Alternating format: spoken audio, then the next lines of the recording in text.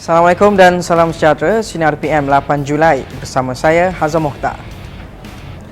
Seorang pembantu kepada bekas Menteri Pertahanan Muhammad Sabu telah ditangkap dan ditahan malam tadi oleh SPRM.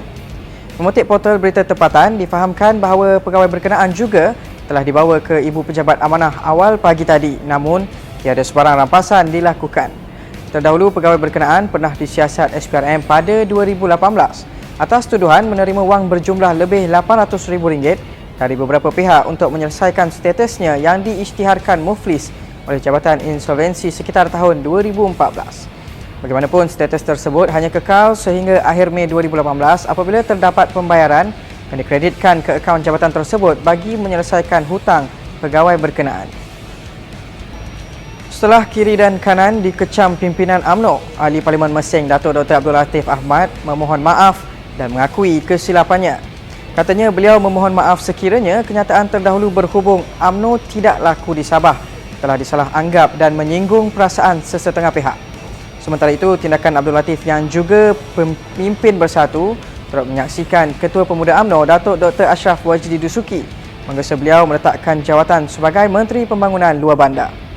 Dalam pada itu, Esko Pemuda UMNO Mustafa Shah Abdul Hamid mencabar Abdul Latif untuk mengosongkan kerusi yang dimenanginya atas tiket UMNO di Mersing jika berasakan parti itu sudah tidak laku lagi. Bekas Ketua Armada Syed Saddiq Syed Abdul Rahman akan menarik semula saman sivil terhadap kes pemecatan keahlian beliau dalam Parti Bersatu. Syed Saddiq juga seolah-olah tidak lagi mahu mempertahankan parti itu. Sebaliknya akan sentiasa mencipta ruang demi meneruskan perjuangan untuk membina negara. Katanya beliau tidak akan melengahkan usaha mana-mana pihak yang ingin membuang keahliannya dari parti itu. Terdahulu, Armada semalam mengumumkan naib Ketua Armada Muhammad Aizat Roslan menerajui sayap parti itu susulan pengguguran keahlian Syed Saddiq pada 28 Mei lalu.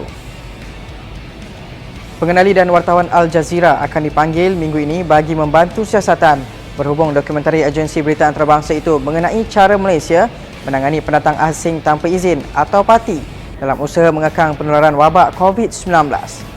Timbalan Pengarah Siasatan dan Perundangan Jabatan Siasatan Jenayah Bukit Aman, Deputi Komisioner Mio Farida Latrash Wahid berkata, pihaknya sudah menghubungi beberapa individu berkaitan dan akan dipanggil untuk memberi keterangan di Bukit Aman dan Ibu Pejabat Polis Daerah Putrajaya. Beliau turut mengesahkan seorang aktivis sosial dipanggil semalam dan keterangannya sudah diambil di IPD Putrajaya bagi membantu siasatan susulan kenyataan di Facebooknya berkaitan dakwaan penganiayaan terhadap pelarian di Pusat Tahanan Imigresen.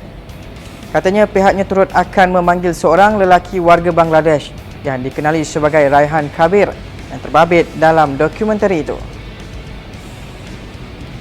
Persatuan Bangsa-Bangsa Bersatu PBB semalam telah mengesahkan bahawa Amerika Syarikat memaklumkan untuk menarik diri daripada Pertubuhan Kesihatan Sedunia atau WHO. Menurut laporan agensi berita Xinhua, perkara tersebut telah dimaklumkan kepada Setiausaha Agong PBB Antonio Guterres pada Isnin lalu. Bagaimanapun, jurucakap Setiausaha Agong PBB Stephen Dujarric berkata, Amerika Syarikat perlu melunaskan beberapa syarat yang dipersetujui sewaktu pernyataan negara tersebut pada Jun 1948, termasuk memberi notis setahun dan memenuhi sepenuhnya bayaran kewangan yang wajib. Teruskan setia bersama Sinar Harian di portal, Facebook, Instagram, Twitter dan YouTube. Dan jangan lupa untuk muat turun aplikasi Sinar Harian bagi mengikuti perkembangan semasa dalam serta luar negara.